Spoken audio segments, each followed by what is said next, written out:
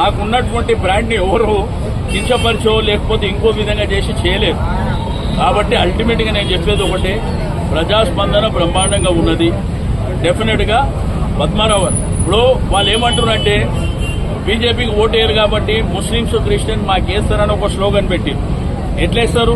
ఒక రంజాన్ పండుగ చేయనిక చేతగాలే మీకు, ఒక క్రిస్మస్ పండుగ చేయనిక చేతగాలే మీకు, ఏం ముఖం పెట్టుకొని వాళ్ళని ఓట్లు అడుగుతారు మీరు?